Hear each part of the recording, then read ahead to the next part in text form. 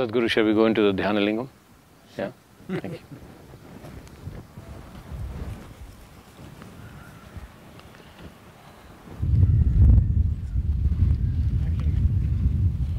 So Sadhguru, this is the biggest bull I've ever seen.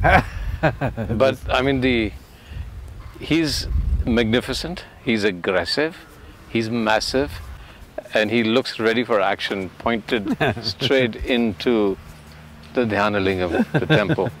Tell me about him. This is Shiva's vehicle. His automobile parked outside. Yeah. Do you expect him to ride some mild scooter? He rides a mean machine. Right. Okay. Can I touch him? Yeah. What's he made of? I mean, I can see this is metal, it's steel. See, this is a very unique way of making this. Each piece is not more than like 6 to 9 inches. Yeah. Small pieces all put together. Probably this is the only bull in a temple made like this. And inside it's filled with sesame seed, turmeric, vibhuti, the sacred ash, and certain types of oils, and some sand, some certain type of soils inside. This will make the bull reverberate with a certain energy. When people come and they're with the bull, it radiates a certain field of energy. So it's been prepared in a certain way, the whole concoction. This is taken in some 20 tons of material inside. It's full inside, it's like a tank filled with these substances, and it's sealed, it's forever. And if I walk around the bull, I should feel some kind of energy. You should. If I open myself to it. Yes. If I open myself to bull. Okay. No, usually it's not the bull that is being referred to that way, it's only what the bull drops, okay? So, yeah. Don't pick up the dung, just the bull is good. And why a bull, and why is the bull…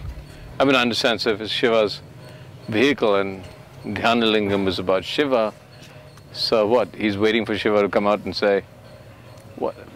Tell me more about He's not waiting for him to come out and say something. Yeah. He's in waiting. Nandi is a symbolism of eternal waiting, okay? Because waiting is considered as the greatest virtue in this culture. One who knows how to simply sit and wait is naturally meditative. He is not expecting Shiva will come out tomorrow, but he will wait forever. So that quality is the essence of receptivity. So Nandi is Shiva's closest accomplice because he is the essence of receptivity. So before you go into the temple, you must have the quality of the Nandi, that you simply sit. You're not trying to go to heaven, you're not trying to get this or that, you go inside and simply sit. So just sitting here, he's telling you, when you go into the temple, don't do your fanciful things, don't ask for this, that nonsense, just go and sit like me. So that's the message he's giving you. And waiting and anticipation are two different things, I assume. He's not waiting in anticipation of anything, that's what I'm saying, just waiting. Yeah. He's not anticipating anything, he's not expecting anything, he's just waiting. That's meditation, just sitting. Okay. So that's his message for you. Simply go inside and sit, alert, not sleepy, alert and sitting. Yeah. So you're saying, Sadhguru, that the bull is sitting in what we would call meditation? See, people have always misunderstood meditation means some kind of an activity. No, it's a quality. So fundamental difference, why? Because this is a meditative temple, this is not a temple of prayer. Prayer means you're trying to talk to God. You're trying to tell Him your woes, your expectations, your whatever else. Meditation means you're willing to listen to God. You're just willing to listen to the existence, to the ultimate nature of creation. You have nothing to say, you simply listen. That is the quality of Nandi, he just sits. Alert, this is very important. He is alert, he is not sleepy, he is not sitting in a passive way. He is sitting very active, no expectation, no anticipation, no looking forward to anything, but full alertness, full life, just sitting. That's Jeez. meditation. Active and not passive, meditation, not expectation, nothing, just waiting Yes, and… just waiting, not for anything in particular. Whatever being is aware. reality, if you just wait without doing your own thing, then existence will do its thing. Yeah. So meditation essentially means you are not doing your own thing. The individual person is not doing his own thing, he is just there. So once you're simply there, the larger dimension of the existence, which is always in action, you become aware of it.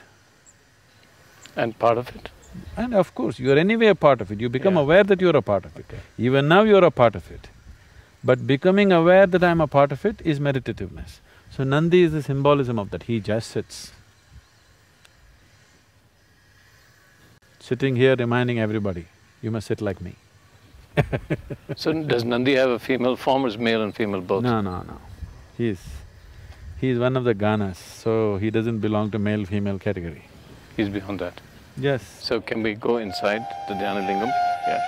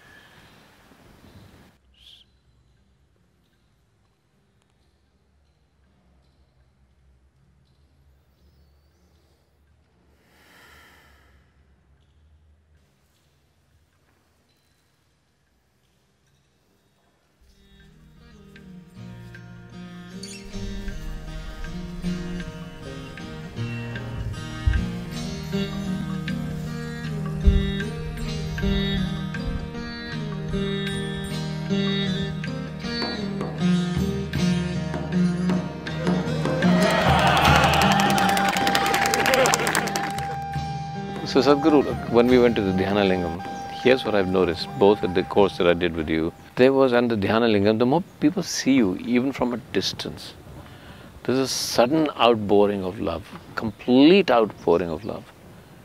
So let's talk about love. This is one kind of a love. What happens? Is there something, is it a release? That could be one thing, with the see you and their own stresses and emotional release. On the other hand, is there some kind of energy that you're transmitting to them? Is that energy possible only in a loving relationship, even between you and the people or between people themselves? What is that energy called love? And then let's relate it to man and woman, because that's the love most of us know. Love or hate, whichever you like it. But let's talk about love, or the energy that is love. There is no such thing as an energy that is love. Life is a certain energy. You are a certain life energy. The many parts of this life energy is finding expression as thought, as body, physical action, emotion, and there are other dimensions, of course, energy action. If you can perform only physical activity in your life, the span and the scope of that activity is very limited. Because you empower your physical activity with your mental activity, depending upon the keenness and the intensity of your mental activity, your physical activity takes on a different level of… as if it moves into a different dimension because the mental activity. If you make a movie, if it's all physical, it's one way. There is a certain intellect involved in it, it's another way. There's a certain emotion involved in it, it's another way, isn't it so? So that's so with life also. So, these are different levels of intensity. Physical is at one level of intensity, intellectual is another level of intensity, emotion is a different level of intensity. Generally, people are looking down upon emotion as something less than intellect, which is a very wrong thing they're doing. Which I think slowly people are realizing they're talking about emotional intelligence now. Because emotion is capable of being of a higher intensity than intellect in many ways. Intellect has a certain coolness, intellect has a certain penetration, but emotion can just embrace everything. Intellect can know pieces of life, emotion can know the wholeness of life. So this is the reason why spiritual traditions always have made devotion the biggest thing, because a devotee looks like a fool to an intellectual person. But what a devotee knows in terms of life's experience and what he knows in terms of perception of life in its totality, an intellectual person will never touch. So a devotee looks like a fool, but the real fool is elsewhere. So right now what's happening here when people are around me is neither intellect nor emotion nor body. It's another dimension, which is just pure reverberation of energy. If I reverberate in a certain way, some people will roll their eyeballs upward and simply sit there. Some people will cry, some people will laugh, some people feel that they realize so many things being there in that space. This is their expression of it. This is like, if I give you electric connection, somebody makes light out of it, somebody makes sound out of it, somebody makes coolness out of it, somebody makes heat out of it. Different gadgets are making different things out of the same electricity. So my thing is just to exude that energy. Somebody makes love out of it, somebody makes alertness out of it, somebody makes awareness out of it, somebody makes meditativeness out of it. That's left to that individual depending upon his level of evolution and his receptivity as to how he is. So am I creating a love energy? There's no such thing as love energy, there's just life energy. There is only life energy. Love is just one expression of life. Intellect is another expression of life. Physical action, another expression of life. Awareness, another expression of life. So life can find million forms of expression, but people elegizing one over the other is a huge mistake. All of them are needed. Love without the needed awareness and balance is going to be horribly burdensome, isn't it? So, these days it's become a fashion to talk like this, love is the core of the universe. Love is a human emotion, it's got nothing to do with the universe. Love is the sweetness of your emotion. Let me put it this way. See, if your physical body becomes pleasant, we call this health. If it becomes very pleasant, we call it pleasure. If your mental structure becomes pleasant, we call this peace. Becomes very pleasant, we call this joy. If your emotional structure becomes pleasant, we call this love. If it becomes very pleasant, we call it compassion or devotion. If your very energy becomes very pleasant, we call this bliss. If it becomes extremely pleasant, we call it ecstasy. This is all that's happening. So when I walk in, there are certain people who become ecstatic, there are some people who become loving, there are certain people who become aware and meditative, but it's their doing. It's their gadgetry is like that. All I am doing is exuding life energy with utmost intensity. In the space that you're in now, when you're with people, is it exuding out unintentionally now, it's just exuding out, or do you give… Unintentionally, a certain amount of it is happening unintentionally because of the nature of who you are. But when you're in certain situations, it's intentional. Because people come to you only because they can benefit from you. So if you don't offer that benefit, that's being callous to their needs. Okay, so the gesture you just did, tell me about this, because everybody comes, I do that, everybody else does that. Is that, tell me about this gesture. Is it a more receptive gesture or is it just a cultural thing? See, there are many aspects to this. One thing is, neurologically, today we know that there are lots of nerve endings in your palms. Actually, your hands are speaking more than your tongue and your voice, actually.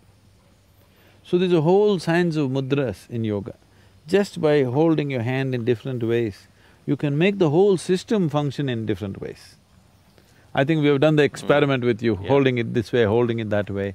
It makes… You have already seen people sitting like this, these kind of mudras, those kind of mudras, because hand can do wonderful things to the system.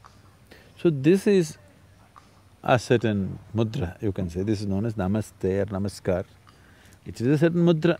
The moment you place your hands together like this, your dualities are sort of… your likes and dislikes, your dualities, your cravings and aversions, all these things are leveled out. There is a certain oneness to your expression of who you are.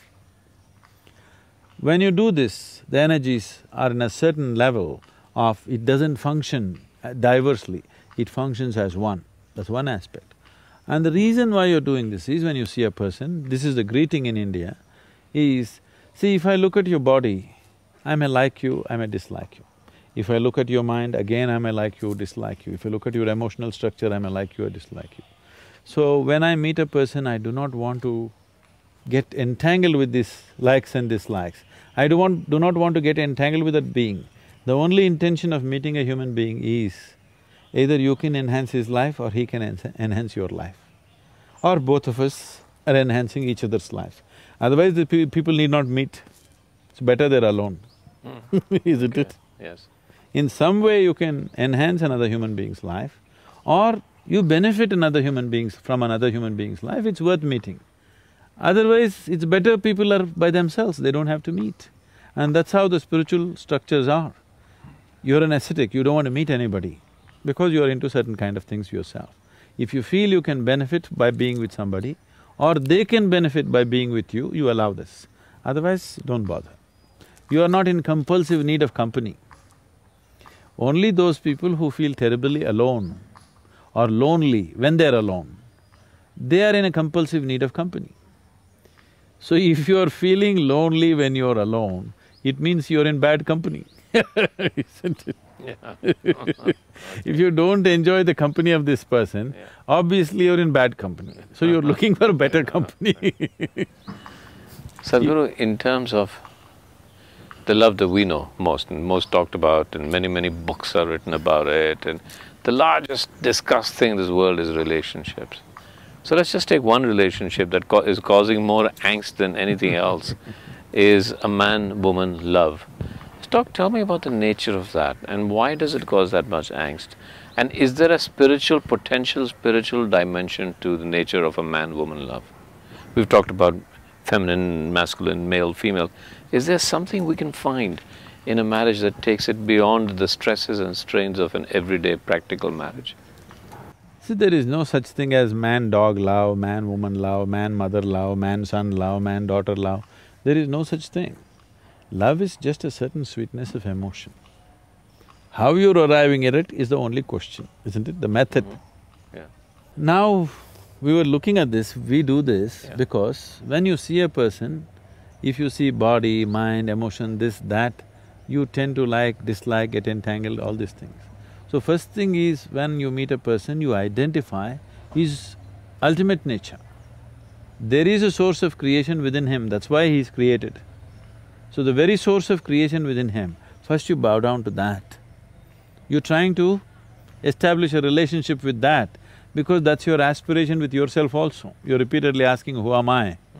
So you're trying to find that answer everywhere.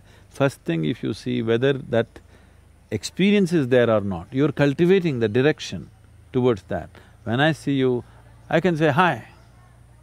Instead of that, I do this, because first thing is, you refer to the source of creation in the person. then maybe we'll interact on different levels. We like the intellect of the person, we talk to that. We like the emotion of the person, we hug them. If we… if it's physical, it goes in a different direction, whatever. So the man-woman thing is a compulsive love affair. Nature is pushing you towards each other because nature is interested in only one thing, to perpetuating herself. If it somehow doesn't put a man-woman together, you and me wouldn't be here. So whether they love each other or not, that's not the question, they have to come together somehow, otherwise you and me wouldn't be born. So this is a compulsive need. This need is throwing people together to experience some sense of oneness. This is one love affair chemically supported by nature. Okay. All the other love affairs are not chemically supported by nature, it is just yours. But this is one love affair which is chemically supported by nature. For most of these love affairs, unfortunately, once the chemistry runs out, they wonder why the hell are they together. So before the chemistry runs out, you are supposed to establish a different level of conscious love affair, which is beyond the chemistry. If that doesn't happen, it turns ugly. So what is that love affair? That is a conscious love affair. Let's talk about that. And let's take it further. Is there a potential spiritual dimension to it? I'm not saying there has to be. Is there a potentially? But let's first say, when the chemicals don't react anymore, what reacts? What works? What makes it work? See, chemistry is of the body, Yeah. okay? The bodily chemistry plays up certain things according to its needs. The moment the need is satisfied, you wonder why the hell are you here, Yeah. okay? So that is a very different kind of thing. That is nature's trick. You are… like you are 10, 11 years of age, the world was everything fine with it. Suddenly, your intelligence got hijacked by your hormones, suddenly the whole world looks different, all of a sudden. So all that's happened is, your intelligence got hijacked by the hormones. The chemistry has hijacked you. Very, very few individuals have the necessary awareness to look beyond that at life. Everybody else get flooded by this process. By the time they recover, usually it's too late. Not necessarily. So is it something wrong or right? There's nothing wrong or right, it's just limited, that's all. Is being limited a crime? No. But the nature of the human being is such, he suffers limitations. He doesn't like it. So what you're referring to as love is basically the sweetness of your emotion. You sit here, you could feel love about somebody who is not even here. So it's got nothing to do with anybody. It is just the sweetness of your emotion. Now is your love affair, your ability to love, is it on self-start or is it on push-start? Do you have to push around to be loving or can you be just loving by yourself? That's a question.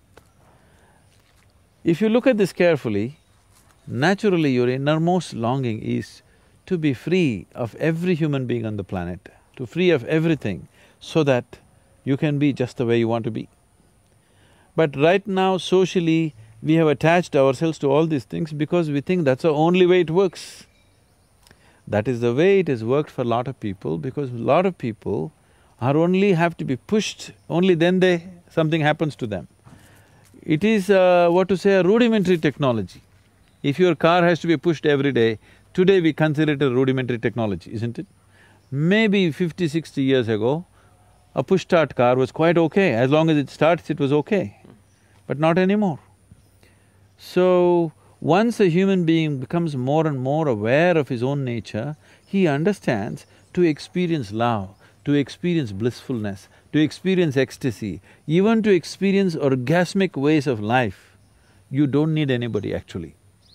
If you just sit here, you can make it happen within yourself. Because after all, it's your body, it's your mind, it's your emotion, it's your chemistry, and you are the one who is creating all the experiences of your life.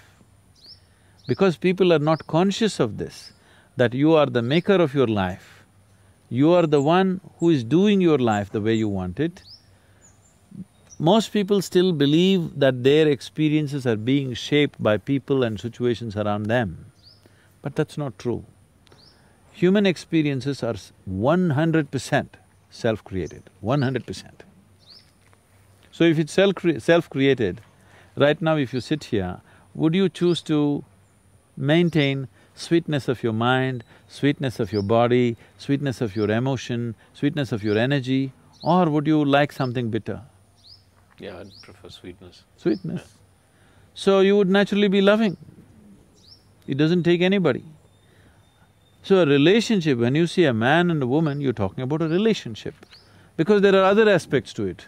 There may be a social angle to it, there may be a physical angle to it, there may be a psychological angle to it, there may be an economic angle to it.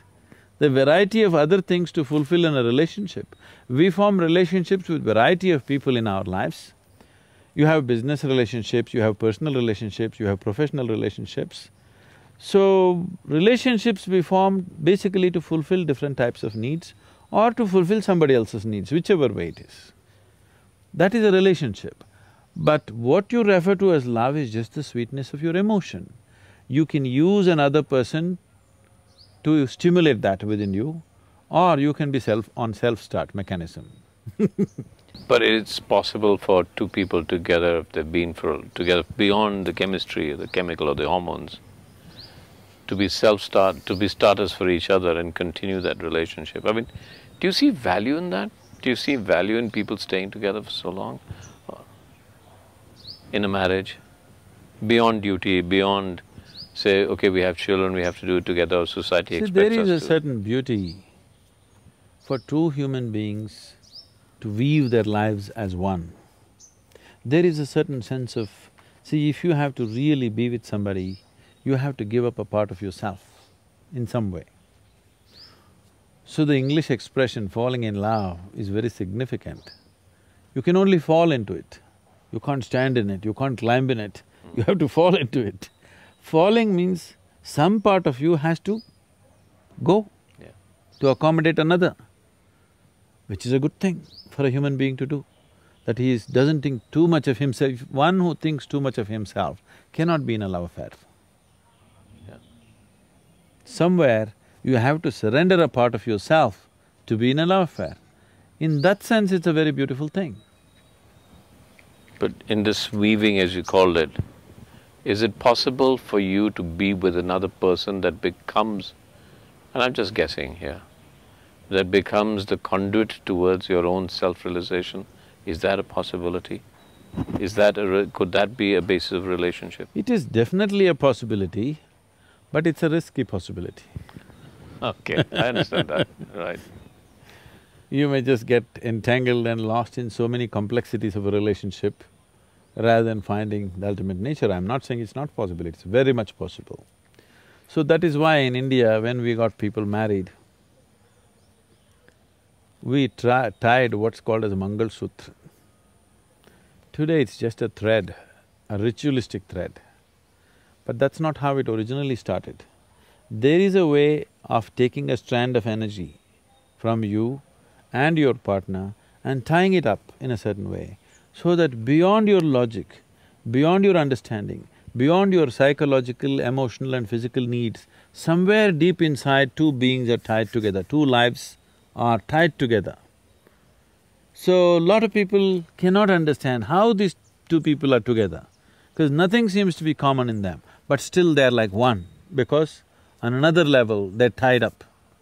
This can happen because of the physical proximity and the intimacy of the whole relationship, but even before you start it, we have a whole technology as to how to tie up two lives together. So we always said that this is a lifelong thing, you cannot break it. If you break it, you have to tear two lives apart. Because it was not just an arrangement, it was a kind of a union. If you listen to all the mantras chanted in the weddings, they're always talking about this, how these two beings are being welded together, okay? So anyway, you come from Bollywood, and there was a time 30 years ago, 25 years ago, every song was talking Janam, Janam, Janam. Now they're talking expiry date. Okay. So the whole context of relationships have changed, which I feel is sad, because the profoundness of being with another being has been lost in this. In the name of freedom, in the name of choice, actually you're becoming horribly compulsive. It's all about yourself. When it's all about yourself, you will not know the beauty of life. So these marriages which were done in a certain way was never about you, it was always about the other person. Both the people, if they think like this, it's about the other person, it's a beautiful place to be. If only one person thinks like that, it becomes exploitation. If both the persons don't think like that, it's just a compulsive relationship. Me trying to extract something from you, you trying to extract something from me. It's a conflict situation all the time. When we are through with our hormones, nature has very little use for us. Nature likes to reproduce itself, it likes all its components. When we're done with the hormones and we're done with the chemicals, why does nature give us the potential to still exist in this body if it's done with us, if we've done what nature required us to do? No, reproduction is just only one requirement. Okay. Okay? Reproduction is not the whole of life. It is only one requirement. Nature compulsively wants you to reproduce because it wants to perpetuate itself. It is neither a good thing nor a bad thing. It is just a certain necessity of nature. See, suppose the whole world turned ascetic, then we would be forcing everybody to get married, isn't it? Yeah. Now, I'm asking you this question with a very specific ideas because everybody today talks about, and everybody's confused about what health really is, because the messages coming across are so different. Health and longevity are the two things everybody talks around, and sometimes I feel when I look around myself that what is your value, A, living beyond a certain age, but B, living beyond a certain age, is there something inherent in us that actually could keep us healthy, or do we always need outside help from doctors and hospitals? Because if there was something inherent in us, then maybe I would believe that nature has an intention to keep us alive. Nature didn't have an intention to keep you alive, you would be dead. Yeah. Even now, you're alive not because of the medicine that you're taking or the hospital consultation that you're having, not because of the health checkups, because nature still intends that you should live. The life process is capable of living, that's why it's living, not because of medicine it's living. Medicine can play around a little bit, cannot create life as such. See, there are many ways to look at it. I'm trying to put it in a very simplistic way. No, you don't have to. I'm simplistic enough, so don't worry. Because if there's no way to put it in a simple way, then say it the way you want, and I'll ask you the simplistic, naive question again. The thing is, this very body that you carry was created from within, isn't it? You provided raw material from outside, but the creation process happened from within.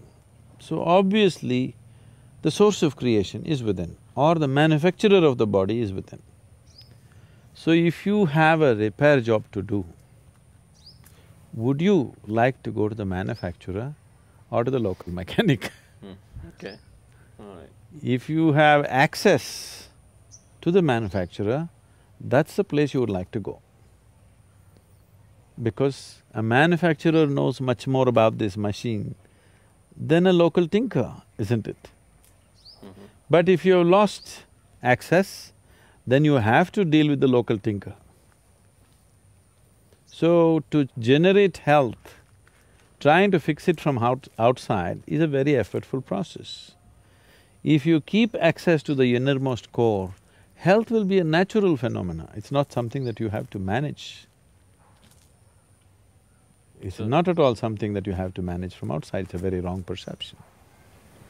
So the idea of spirituality being the staying in touch with your inner self and your relationship to all of existence naturally promotes health without you having to think about it. Is that true? See, today it is scientific knowledge, common medical knowledge, that every cell in the body is programmed for health. Okay. Naturally, it is programmed for health. If it is programmed for health, Why would it work against you? See, if you get an infection means it's kind of an invasion from external organisms. They need to be dealt with. It's a war situation. You need to do some chemical war on them and kill them and do whatever you have to do to recover from that situation. That's a different thing. But more than 70% of the ailments on this planet are chronic. That means they're self-created. They're created within your own body by your own system. Why would this system, which has an immense desire to exist and survive, would create ailment or something against itself? Somewhere some fundamentals have gone off, isn't it? So if you keep in touch with the innermost core, which is the source of creation, which is the manufacturer of the body, which is the maker of this body, health is not even something that you have to think of. Too much… what I see is, especially as societies get affluent, health is I don't know, the way they're talking about health in the Western societies, it's like a full-time occupation. Day in and day out, from morning to evening, they're only talking about their health. This is the major conversation everywhere, isn't it? And young, 25-year-olds, 26-year-olds Yes. talking about, in a competitive way, I'm healthier than everybody else. Health is not something that you need to discuss or talk or aspire for. If you keep the system in a certain way, health, it exudes by its own nature. Would you describe that way as a meditative way? I would like to, but I would avoid the word meditation because it's so badly abused word. If I say meditation, everybody has their own ideas of what is meditation. So I would say, if you as much as know what it means to simply sit here, absolutely still, everything still within you, for 2 minutes in a day, you would be perfectly healthy. Just 2 minutes. Man is ill only because he does not know how to be still. And if I'm perfectly healthy, then how does death come? You must die healthy. You must live healthy and you must die healthy. So if I'm healthy, how will I die? Health has got nothing to do with death. Death will happen when your life energies lose their vibrance. They will lose their vibrance because right now they are vibrant in a certain way because of a certain software input. This software traditionally, we call this as prarabdha. Prarabdha means a certain dimension of your karmic information. It has a certain amount of information latched onto your life energy, so it keeps working in a certain way. Once this software has worked itself out, or that much information which is allotted is worked itself out, which is the prarabdha karma, then the energies start becoming feeble. If the energies become feeble below a certain level, they cannot hold on to the body, they have to leave the body. Or if it becomes intense beyond a certain body, it cannot hold on to the body. So only in a certain frequency of intensity, your life energies can hold on to the physical body, otherwise they cannot stick to the body. Or the body is incapable of holding that intensity. Let's put it the other way around. Yeah. It is just that an energy which is beyond a certain intensity refuses to be bound by a body. An energy which is below a certain level of intensity is incapable of being housed in a body. So if it becomes feeble, it leaves, that's called old age. But most people don't die of old age, they die because they broke the body in some way. That's dying of ill health. You might have broken the body by crashing your car or breaking up your heart I'll probably go because of that, yeah. either a broken heart or a rotten liver, Yeah. we don't know what but in some way you made the physical body inhospitable for life. So life leaves. See, you're making a big distinction between the body and life, as life is something else, and that's something that everybody struggles with. No, So no, let's… you tell me, did you accumulate this body? Yes, I did. By So, eating. I'll ask you again the same question. Whatever you accumulate can be yours, cannot be you, isn't it? Yeah, correct. So I'm definitely making a distinction between what is you And what is your body? Because it's an accumulation. I'm not disputing whether it's yours or not.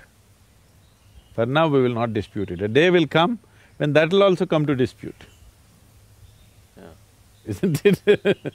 So now that you mention it, let me ask you another question, because I travel a lot in the West and I have no answer, and I find it a silly question, so I'm going to ask you a silly question. What happens to that energy once the body is gone?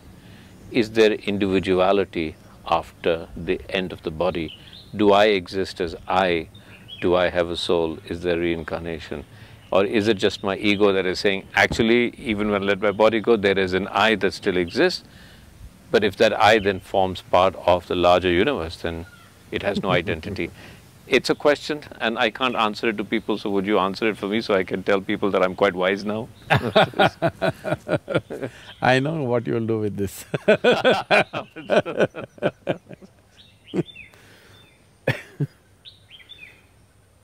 So, essentially you're saying you want to know what happens after death. Yeah.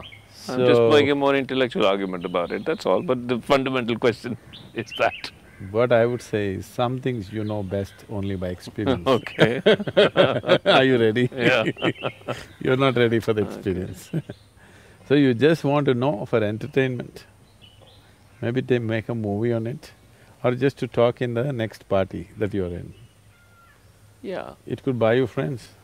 So humor me. It could buy you audience. So humor me a little bit and let's talk about it a little bit. Okay.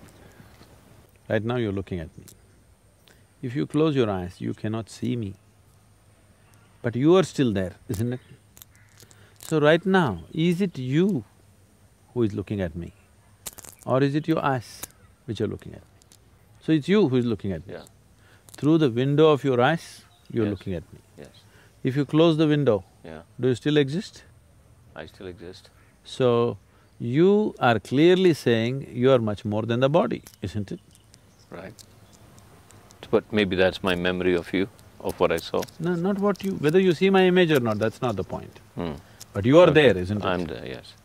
So you are clearly saying, I am much more than the body. Yes.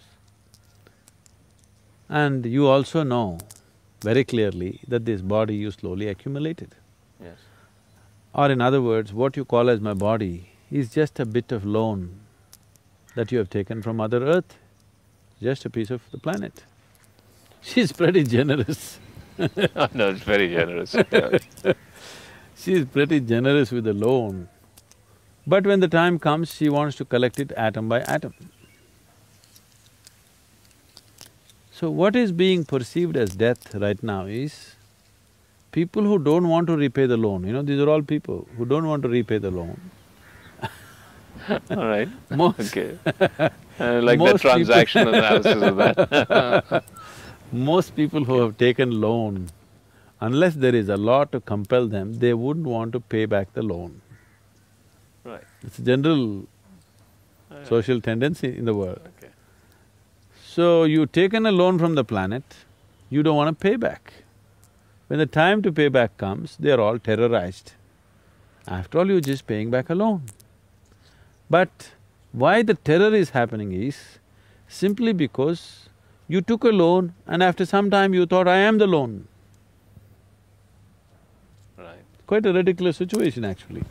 I can see that. Okay. See, now I hold this pebble in my hand. Yeah. Initially I say, this is my pebble, I'm not willing to give it to you. After some time, I start thinking, this is me. Now when the time comes that anyway this pebble is going to be taken from me, I am being terrorized because I am being taken away. You are not being taken away.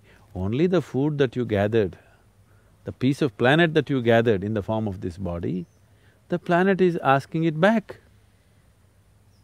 If only you were aware this is only something I've accumulated, not intellectually. Every moment if you are constantly aware that I am not this body, this is just mine, all right. This is just a gathering. I've accumulated this, I'll use it, and when it's necessary, I'll drop it. If this awareness was there all the time in your life, death would be just change of clothes, isn't it? Yeah. It's actually more simple than that. So what happens after? Okay, I paid back the loan. The question is only willingly or unwillingly, but whichever way, the loan gets taken. So when the body is confiscated, if you're a yogi, you will pay it back gracefully. Yeah. If you are an ignorant person, they'll confiscate your properties because you're illegally holding it beyond a certain time, they'll confiscate. So what happens after? Your body, as you know it, physical body has to go to the earth because it belongs to the earth. But there is a subtler body which is like a scaffolding. Only because the subtle body is there as a scaffolding, you can build this gross body. You eat a banana, it becomes body, you eat a piece of bread, it becomes body, you eat a brinjal, it becomes body, because there is a subtler scaffolding. This body that you see, the physical body, is only gathering around the subtler body. So when this body falls, the subtle body, which is generally referred to as etheric body or whatever else, is still on. It still has some information, but the important difference is, when you had a physical body and a conscious mind, you had a discriminatory capability.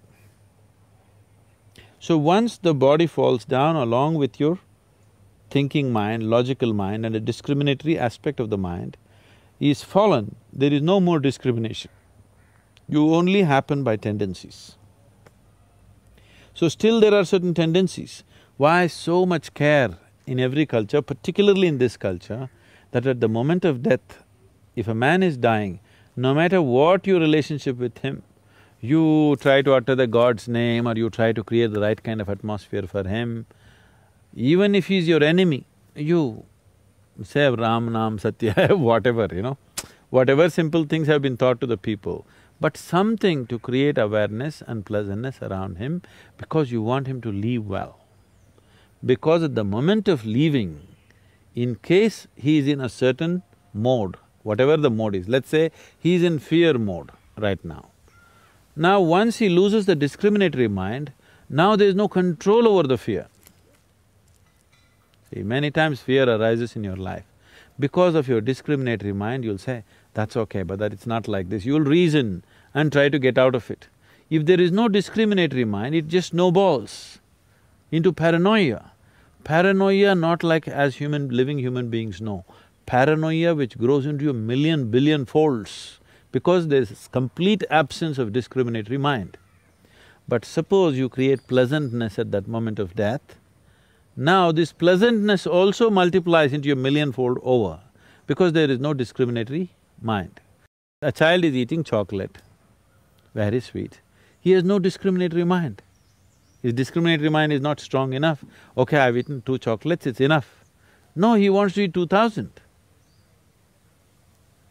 Whether it's sweetness or bitterness, pleasantness or unpleasantness, all of this can take on a big proportion if only there is no discriminatory mind. So even when people are living, very little of their discriminatory mind they're using, mostly they're functioning by tendency, which is unfortunate. But once you have shed the body, there is no other way. You will only go by tendency. Unless you've reached a certain level of awareness where you can carry a certain dimension of awareness with you. Otherwise, whatever is your quality will snowball into something very big. If it snowballs into unpleasantness, we say he is in hell. If it snowballs into pleasantness, we say he is in heaven. So heaven and hell are not geographical places, it is a state that somebody gets into. Because once the discriminatory mind is removed, smallest pleasure can multiply into a heavenly proportion. Smallest unpleasantness can multiply into a hell-like situation because the discriminatory mind is absent. And then reincarnation. You want to come back now Yes. So if there is substantial amount of information still stored, which is the karma, the karmic substance is still strong, then once, suppose you left out of feebleness of energy, that is, you became old, energies became feeble and it rested for some time. So this kind of life energy just rests for some time without too much activity. But suppose the energies did not become feeble, but you broke the body by accident or suicide, or somebody shot you in the head, or somebody broke your heart, whichever way you broke the body and you left, energies were still intense. Now, this will take a long time for it to become feeble without the body and the mind. If you had a regular body and a discriminatory mind, let us say you would have worked out your karma in the next 10 years and made the energies feeble. But now that you don't have a body, these 10 years may telescope into 1,000 years.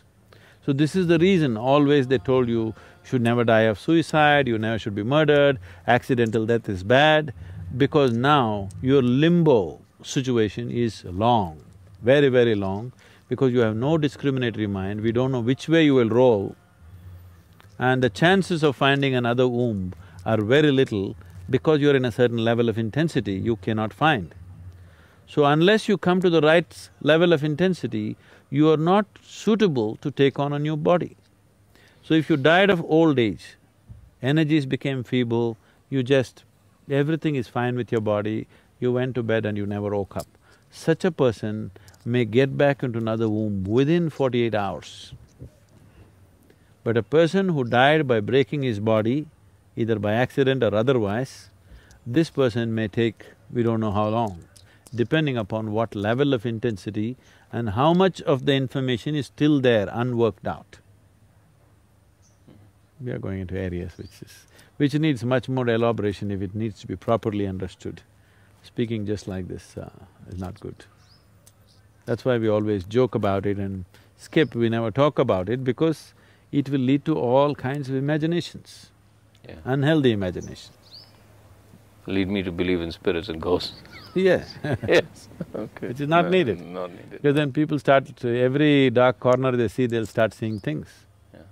And you can make horror movies and make money, because a lot of people have wild imagination anyway. Or tendencies. No, they're all existing by tendencies, not by that is the whole difference. When we talk spirituality, we're essentially talking about moving from compulsiveness to consciousness. Functioning through tendencies to functioning through discriminatory process. That is the key from bondage to freedom. Okay. I understand why we need to change this topic, because it can get very… it is much more complex than we're talking about now. And it's too simplistic the way I'm putting it right now. Yeah. Because then people will just say, oh, there is or there isn't. It's not there is and there isn't at the same time. But maybe I can ask you, okay, this is also complex, because a lot of what you said today, and you talked about a duality, you talked about the nature of Shiva being contradictory, you talked about everything existing in contextualization or contradiction. One little word on the nature of duality, the nature of our duality. The interview is the basis of duality, because there are two. There's a question, there's an answer. This is duality. But actually there isn't. Only if you look at it on the surface, this is true. If you look deep enough, there isn't two. But if there wasn't two, there would be no interview. There would be no football game, there would be no marriage, there would be no nothing, okay? So the oneness of the existence is the basis, but the play is always dual. There's nothing wrong with duality as long as you know it's just a play. So if I was to create a character in a film called Universe, the universe would say, I'm one, but if I have to play, I have to be two. Yes. But then essentially I'm one. Yes. But I don't exist till I play, and therefore I have to be two, without one taking more power than the other, because otherwise I would never get back to be one. See, that's the whole problem. The human mind is dualistic. So if you say there is oneness and then there is dual, immediately the human mind says, so oneness is ultimate superior, duality is a fallen state. This is the whole Adam and Eve story, okay? Okay. This is a rudimentary logic, which is splitting the world into two. Yeah. One last question, Sadhguru. And I will not say this interview ends because I will come back for more. Because there can't be an end to this interview. No end to No, this. there is no end. And one last question, because I know people will say, well, why didn't you ask him about stress? And I'll say, well, because I don't understand. I cannot define stress. There's a lot of things that, a lot of the questions people ask me, and they will know that since I've been interviewing you, they say, but I know that we get addicted to keywords. But is there, I mean, is there a definition that we can assign to the idea of stress? I must tell you this. When I first went to United States a few years ago, wherever I went, everybody was talking about stress management. I really couldn't understand this. Because in my understanding, we manage things which are precious to us. Okay? Okay. Our business, our family, our money, our wealth, our children, we manage all these things because these are all things precious to us. Why would anybody manage stress? I couldn't get this. When this word was thrown at me everywhere, stress management, I said, why manage stress? It took me a while to understand these people have concluded that stress is a part of their life. Stress is not a part of your life. Stress is just your inability to manage your own system. Stress is not because of the nature of your work. The Prime Minister is complaining of stress, the chaprasi also complaining of stress. In between, every other person saying his job is stressful and unemployed are stressful. Yeah. They don't have anything to do, that also they're stressful. So you're suffering your job, if I get you fired, will you be joyful? No. No. So stress is not about your job, obviously, isn't it? It is just that you do not know how to manage your body, how to manage your mind, how to manage your emotions, your energy, your chemistry. You do not know how to manage anything. You are functioning by accident, so everything is stressful. You get into your car without a steering wheel. Or you get into your car, if you turn this way, it goes in the opposite direction. You will be stressful, isn't it? Yeah. So right now, that's the kind of mechanism you're driving without understanding anything about it. Just by chance you're going, blundering through life, you will be stressful. So stress is not because of the nature of the activity that you're performing, not because of life situations. Stress is simply because you do not know how to manage your own system. What is stressful for you, somebody is breezing through it, isn't it so? Correct. Stress is not situational. It is just an inability to manage the inner situation, not the outer situation. Essentially, the quality of our lives change and transform not because we change the content of our lives, only because we have changed the context of our life. Someone is living a beautiful life does not mean he's doing something different when he wakes up in the morning. He also goes to the toilet, he also brushes his teeth, he also does the same things. But somehow his life is magical and beautiful because of the context. This could have happened to people when they fall in love with somebody. They were doing the same thing, suddenly they're in love with someone, suddenly everything is different because the context of their life has changed. But then once they fall out of it, again the context of their life changes and it becomes miserable. Now, changing the context is something which is voluntary, which is just something that you can do willfully. Changing the content may not be possible as you will. Because to change the content of your life, you need permission from the situations in which you exist, isn't it? Yeah. But to change the context of life, you don't need anybody's permission. It is not at all situational. So on a certain day, 3 men were working in one place. Another man came by and asked the first man, "What are you doing here?" This man looked up and said, "Can't you see I'm cutting stone? Are you blind?" This man moved on to the next man and asked, "What are you doing here?" That man looked up and said, something to fill my belly. I come here and do whatever they ask me to do, I just have to fill my belly, that's all. He went to the next man, the third man, and asked, "What are you doing here?" That man stood up in great joy and said, "I'm building a beautiful temple here." All of them are doing the same thing. but their experience of what they're doing is worlds apart. Every human being, every moment of his life could be doing whatever he's doing in any one of these three contexts, and that will determine the quality of his life, not what he's actually doing. How simple an activity you're doing or how complex an activity you're doing doesn't change the quality of your life. With what context are you doing changes the quality of your life, isn't it? Completely. Okay, Sadhguru. I hope this is just the beginning, and I hope you give me the opportunity to come back with a lot more questions. Definitely. Thank you.